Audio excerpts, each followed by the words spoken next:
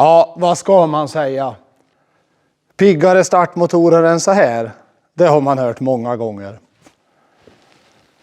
Och jag som heter Stefan, jag vill välkomna er till en film där vi ska byta startbatterier. Vi ska även byta batterifrånskiljare och ledningarna däremellan.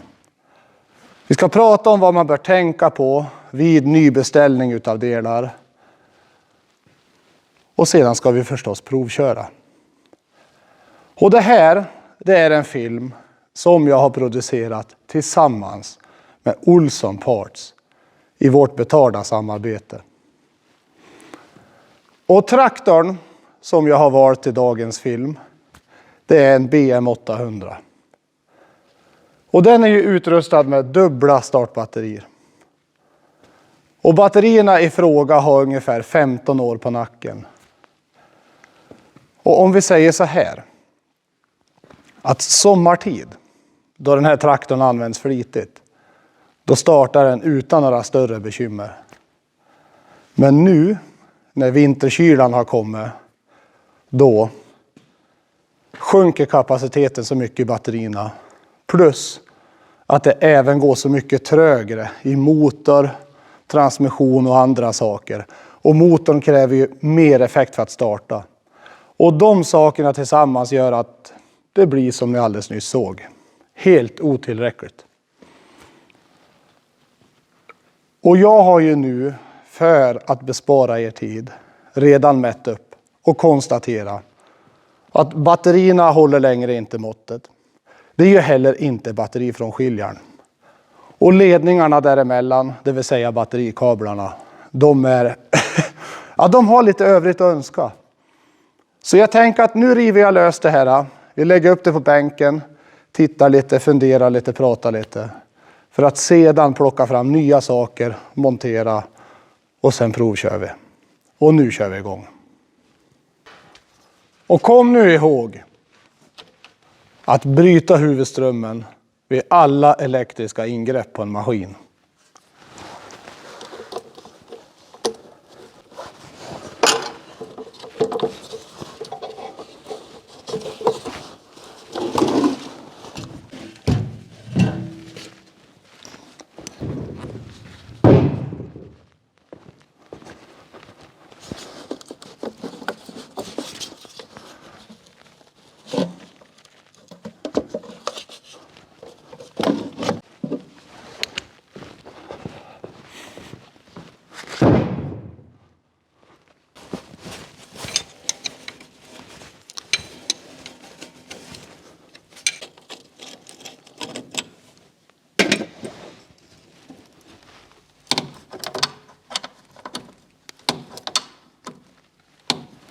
När man lossar anslutningarna på startmotorn så bör man vara försiktig.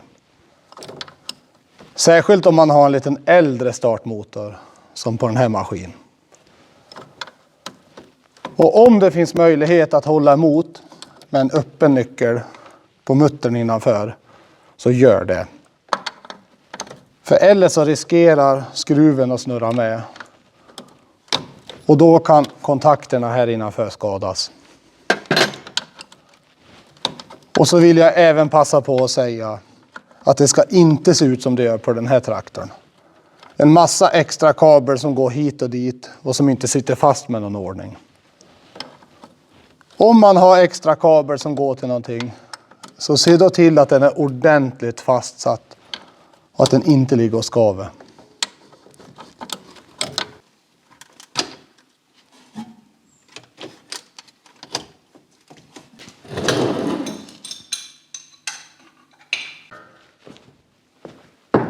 Med sista kabeln borta så är det dags att prata felsökning. Och då tänker jag att vi börjar med batterierna. Källan till kraften så att säga. Och ett batteri behöver man ju hålla i gott skick. Och det gör man ju på så vis att man ser till att vätskenivån i batteriet är där den ska vara. Man bör även hålla batteriet rent och torrt. Allt annat än vad jag har lyckats med här. Och det här var faktiskt ännu smutsigare nyss. Det var bara det att jag snubblade på orden, så att den här scenen fick jag ta om. För det som händer när ett batteri är blött och smutsigt, det är att det bildas krypströmmar. Och krypströmmarna, de laddas sakta ur batteriet. Och det är inte bra. För att det som händer när spänningen sjunker i ett batteri, det är det att de jonerna som flyter omkring i vätskan i batteriet, de fäster sig på blyplattorna som sitter inne i här. Och det medför att kapaciteten sjunker. Och det här kallas för sulfatiseringsprocessen. Och den startar redan vid 12,4 volts vilospänning. Så att man bör hålla batterierna fulladdad. Och den här årstiden så är det extra viktigt. För att ett tomt batteri, alltså ett oladdat batteri, fryser ju väldigt lätt sönder. Så batterierna ska hållas fulladdad. Och sedan är det här låter lite motsägelsefullt, men man har ju man har en liten självurladdning i ett batteri oavsett. Och den sjunker när temperaturen sjunker. Så att självurladdningen är större när det är varmt än när det är kallt. Så ett batteri i kyla klarar sig längre, bara att det är laddat. Ja. Och sedan bör man ju även kontrollera att man inte har några yttre skador. Och att batteripolerna är hel och inte deformerad, sprucken eller annat. Och de bör även vara insmord. Och nu när jag har stått här och pratat om hur det ska vara. Om vi tittar på de här batterierna så ser vi till en början då att de har ju olika storlek. Och med det här så vill jag ju då alltså påvisa att se till att du får tag på rätt batteri när du ska beställa till din maskin. Det är inte säkert att det är rätt batteri som sitter där. Här har vi 2 olika storlekar och även poldelningen är ju annorlunda. Alltså polställningen, hur polerna står som. Och det här gjorde ju att kablarna gick kors och tvärs och inte alls på ett bra sätt när det satt där. Så att jag skulle säga att det här det är nog så mycket fel det kan bli. Det är smutsigt, det är fuktigt, det är osmorda poler, det är olika storlekar på batterierna. Vilket inte är bra. Och särskilt inte om man har ett 24 volt system. Och då är det ju väldigt viktigt om man har ett 24 volt system med den kabeln som förbinder batterierna. Det är väldigt vanligt att man har ett glapp där, vilket gör att spänningen på hela maskinen sjunker. Så det här måste man vara noga med. Och man bör ju även kontrollera laddningen på maskinen. Att man har en fullgod laddning. Man brukar ju säga ungefär 27 volt på ett 24 volt system. Och omkring 13,8 och lite mer på ett 12 volt system. Men det får inte ladda för mycket heller. För laddar det för mycket, då kokar man ur batterierna. Alltså batterierna riskerar att gå sönder. Så rätt laddning och rätt batterin. Ja, och går vi då vidare från batterierna på väg mot startmotorn, så har vi en batterifrånskiljare. Och de finns i olika modeller och i olika storlekar. Och om du känner dig osäker, om du kanske behöver någon extra bra sån här batterifrånskiljare eller om det är några särskilda krav, så kolla med försäkringsbolaget. För att de kan i vissa fall ställa särskilda krav på den här. Så är du osäker, lyssna med ditt försäkringsbolag. Och anledningen till att jag byter ut den här på den här maskinen, det är för att det är rost och ärg och andra föroreningar på anslutningarna här. Vilket gör att det skapas dålig kontakt. Och det vill man inte ha. Så det är anledningen till att jag byter. Och sedan har vi det här med kablarna. Och tittar vi på den senaste kabeln som jag tog lös här, så är ju batteripolskon alldeles lös här mot kopparn. Och det här, det skapar ju dålig kontakt. Så här ska man inte ha det. Här är ju kabel som satt rätt på startmotorn. Ser inte ut att vara något större fel på den. Men tittar vi närmre här så har vi skador. Här har det legat och skavt. Och får det ligga och skava vidare här, då till slut så kan det bli kortslutning.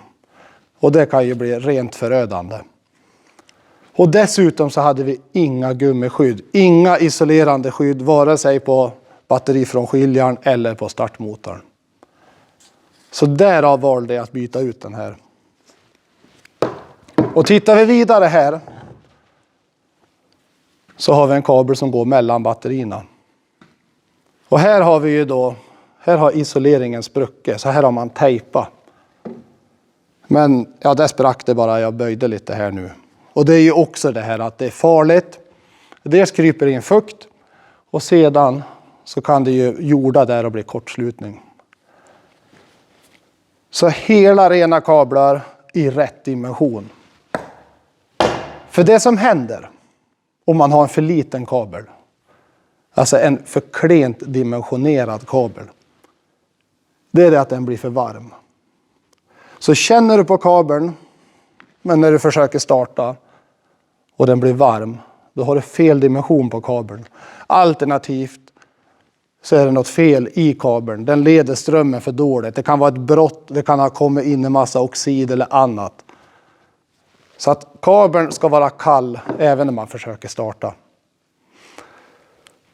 Och det är ju faktiskt så här att det var en sak med batterierna jag glömde säga. Om man har bra spänning i batteriet, så kallad vilospänning. Det här kan man kontrollera.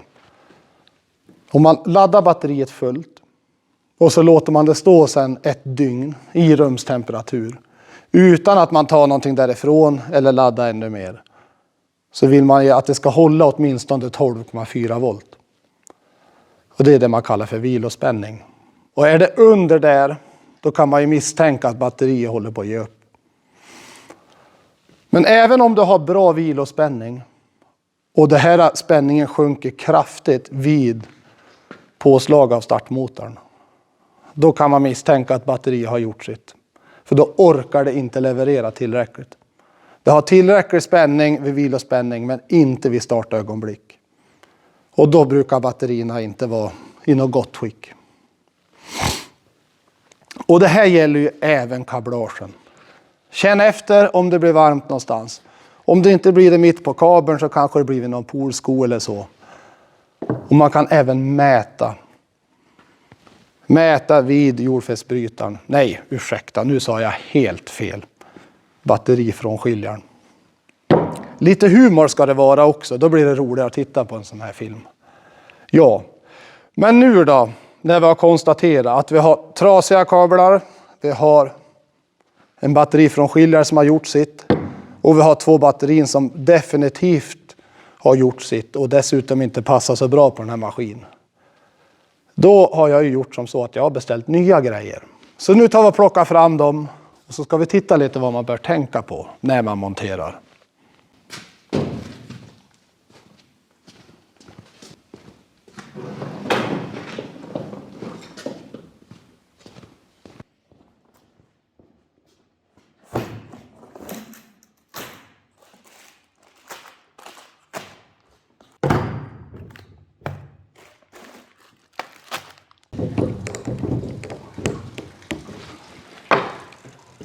Nu så.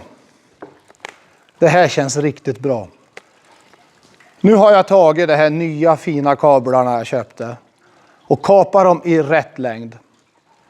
För att sedan förse dem med kabelskor och batteripolskor. Och när man monterar dem så bör man se till att det kläms fast ordentligt på kabeln. Och det är ju då för att man ska få god kontakt emellan. Och även att det inte åker ur någon kabel. För det kan ju sluta hur som helst. Så att se till att kabelskor och polskor sitter fast ordentligt. Och där det behövs och där det är möjligt så bör man även montera sådana här gummiskydd. Och det är ju för att undvika kortslutning, krypströmmar och annat. Och det här, det är ju kabeln som går till startmotorn. Och som ni minns på den som satt där så hade ju den legat och gnussat mot godset så att isoleringen var skadad. Och har det fått fortsatt, då har ju det skapat en kortslutning. Och för att eliminera nu, undvika att den nya kabeln blir skadad, så trädde jag på ett kabelskydd innan jag monterade kabelskorna. Sen har jag visst glömt att montera ena gummiskyddet, men det får vi ta efteråt. Det går säkert bra. Lite vimsig får man vara så länge man gör rätt i slutändan. Och om vi tittar vidare här så har vi en batterifrånskiljare här. Och den här ska man se till att sätta fast ordentligt. Jag har ju sett sådana här som har varit fastsatt med silvertejp. Eller att de bara hänger i kablarna. Och så ska det inte vara. Utan batterifrånskiljaren ska skruvas fast ordentligt. Och på den här traktorn så satt det ett fäste med den gamla brytaren. Men jag tog och gjorde ett nytt fäste nu. Och det var ju för att det inte riktigt stämde. Det hade gått att byggt om det gamla fästet. Men det var ju lite klent gods. Så nu tog jag och gjorde ett stadigare fäste. Allt för att den här ska sitta fast ordentligt. Och det är för att undvika olyckor. Och så är det ju mycket roligare att arbeta när grejerna sitter fast och det känns bra. Eller hur? Och nästa sak på listan, det är ju de nya batterierna. Och här har vi ju nu 2 stycken batterier som är likadan. De har rätt polställning, de har rätt storlek och rätt styrka för att orka starta den här motorn. Så nu är det ju till att sätta dit de här och skruva dit kablarna. Och batterifrånskiljaren. Och tänk på det, när ni ska sätta dit batterierna, se till att skruva fast dem. För de här ska inte ligga och slå, för att då kan de riskerar man att de skakar sönder. Och det är ju även en säkerhetsfråga att om batteriet tippar så här så kan det ju bli att polskorna tar i godsen någonstans och förorsakar en kortslutning. Så rent och snyggt där batterierna är, skruva fast dem ordentligt. Smörj in polerna. Och det är precis vad jag ska göra nu.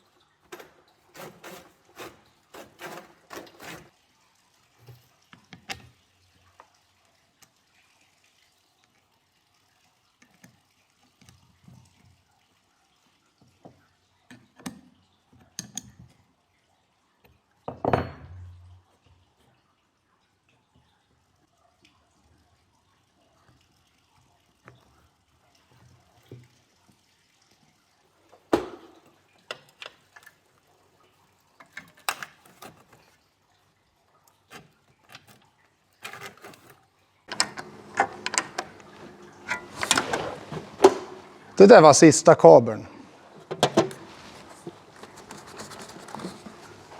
Och jag önskar jag hade kunnat filma bakom och visa hur bra jag har gjort det här. Men man kommer nästan inte ens dit med fingrarna. Och då är det nog ännu svårare med en kamera. Och vi ska se nu, där. Nu sitter även gummiskyddet där. Det här känns jättebra.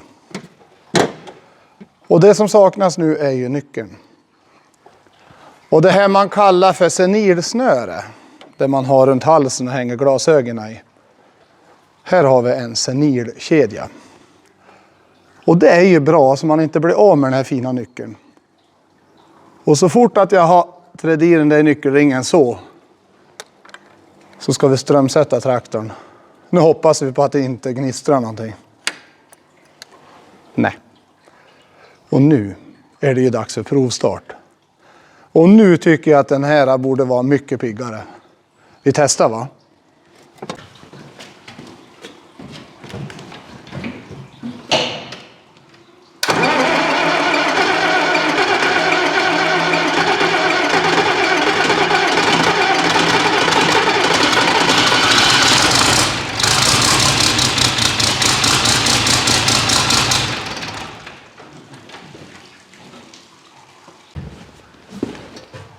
Ja, betydligt mycket piggare än vad det var i början på filmen.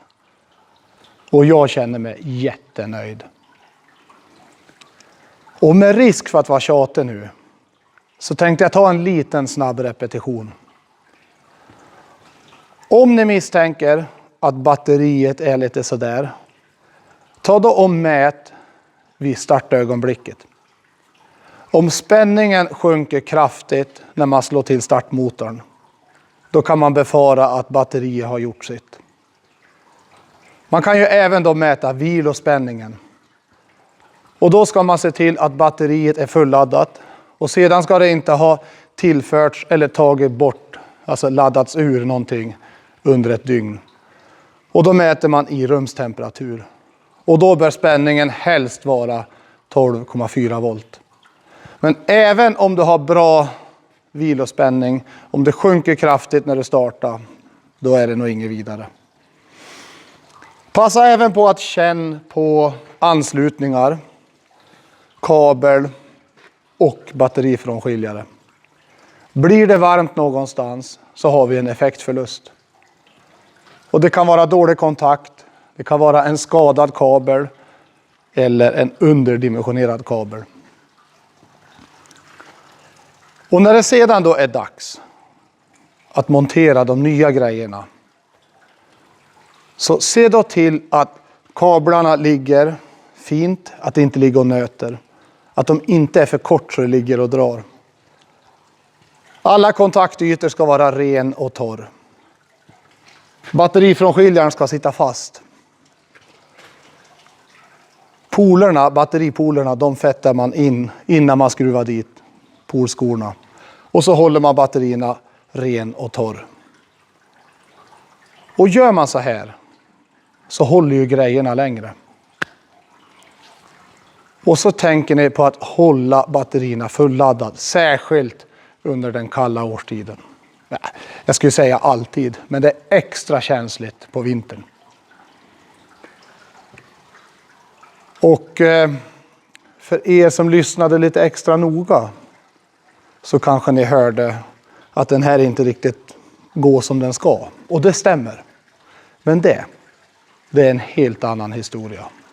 För nu tänkte jag passa på att tacka för att ni tittar på den här filmen. Och vi ses i nästa. Ha det så bra så länge och lycka till med både felsökning och montering av de nya grejerna. Hej med er!